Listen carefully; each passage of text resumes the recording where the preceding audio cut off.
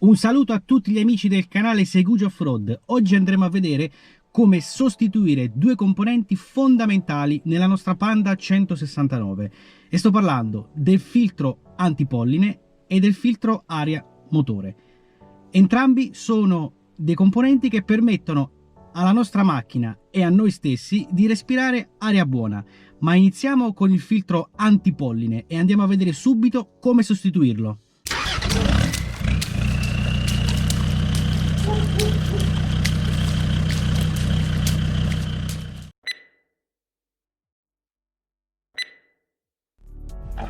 Eccoci qui. Per prima cosa dobbiamo tirare questo pannello in plastica. È semplicemente fissato a pressione.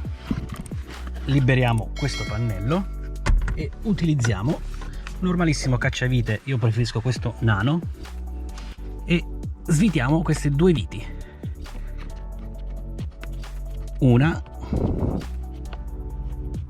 e è caduta e un'altra più su.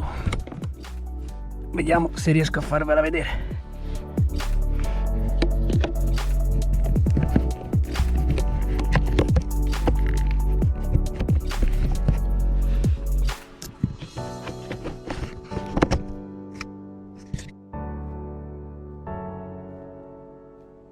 E andiamo a sfilare il filtro antipolline.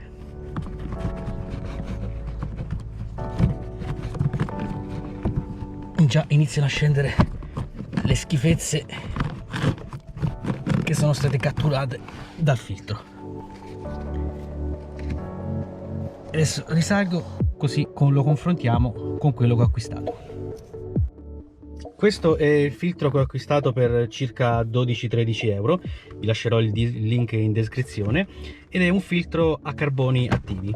Quello che abbiamo appena rimosso è questo qui, non troppo sporco, però si possono vedere al loro interno residui di pollini, fiori, foglie. La prima cosa a cui dobbiamo prestare attenzione è questo simboletto qui, non so se si riesce a vedere, ed è una freccia, forse ora si vede, con una scritta Airflow. Praticamente indica il verso dell'aria che dall'esterno entra verso il nostro abitacolo. Quindi se la freccia è dall'alto verso il basso, questa starà a indicare che questa parte qui superiore deve andare verso il vano motore, verso il parafiamme, mentre la punta della freccia deve indicare l'interno del nostro abitacolo, dove l'aria verrà introdotta. Per quanto riguarda il filtro antipolline, detto anche filtro abitacolo, esso andrebbe sostituito, diciamo, una volta all'anno, o anche meno in caso uno abiti o circoli su strade particolarmente sporche e polverose. Questo filtro che ho acquistato io è valido anche per quanto riguarda sia i cattivi odori causati dall'inquinamento esterno, sia per bloccare spore, pollini e batteri. E va sostituito come ho detto prima, ogni anno, oppure ogni 10-15 mila chilometri. Un controllino sarebbe utile farlo. Passiamo ora a mettere il nuovo filtro polline.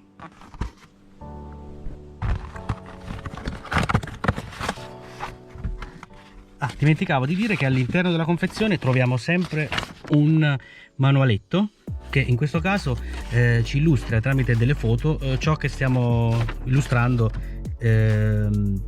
così in maniera tramite video. Ecco qui il nostro filtro antipolline, possiamo notare che è scuro, quindi significa che è a carboni attivi contro i cattivi odori. Controlliamo il verso, airflow, quindi flusso dell'aria, e verrà messo praticamente in questa maniera, facendo sì che l'aria dall'esterno verso il motore entri all'interno dell'abitacolo. Basta farlo entrare anche un pochettino piegandolo se è necessario. Ecco qui, è pronto per entrare Adesso non resta altro che rimettere il coperchio. Questo coperchio credo che abbia un'altra vita qui una linguetta che si è spezzata, ma non fa niente lo stesso. Ecco qui, una volta reinserito rimettiamo la vitina. Probabilmente il precedente proprietario o il precedente meccanico lo hanno spaccato, poco male. Ecco qui, riavvitiamo senza stringere, senza rompere quest'altra linguetta e procediamo a reinserire il pannello in plastica che, come avevo detto prima, si introduce semplicemente a pressione.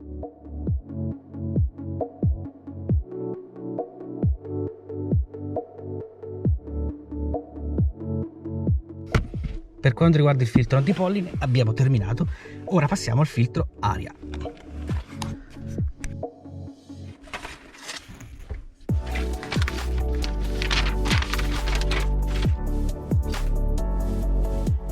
Ed eccoci giunti a parlare del filtro dell'aria. Il filtro dell'aria è il cosiddetto polmone della macchina. Praticamente impedisce all'aria di entrare sporca all'interno del motore.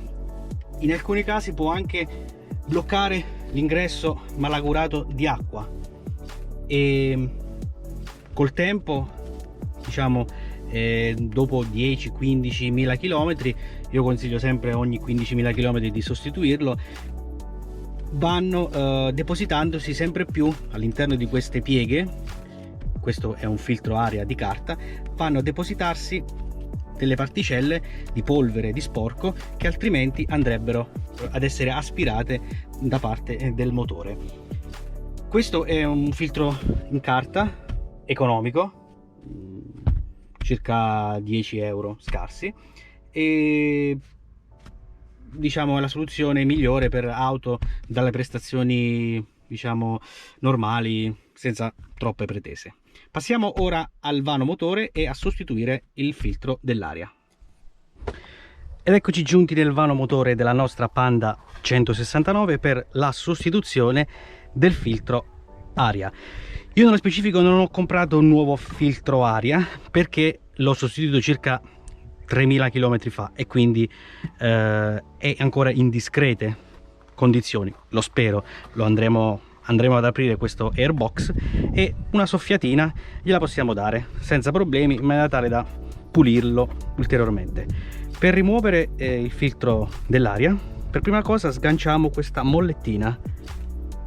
Questa mollettina permette all'airbox di muoversi un pochettino e stacchiamo il tubo, questo tubo qui, che dall'airbox arriva fino alla parte frontale della nostra Panda. Sganciamo 1 e 2 contemporaneamente ed ecco che già il filtro dell'aria è uscito. Il filtro dell'aria, come vi ho illustrato prima, messo in questa maniera fa sì che l'aria che entra da qui passa qui e viene filtrata e le particelle peggiori, quelle diciamo che andrebbero a danneggiare il motore, vengono inglobate. Andiamo a dargli comunque una soffiata anche se ha solo 3000 km. Eccoci velocemente in officina per una pulizia veloce.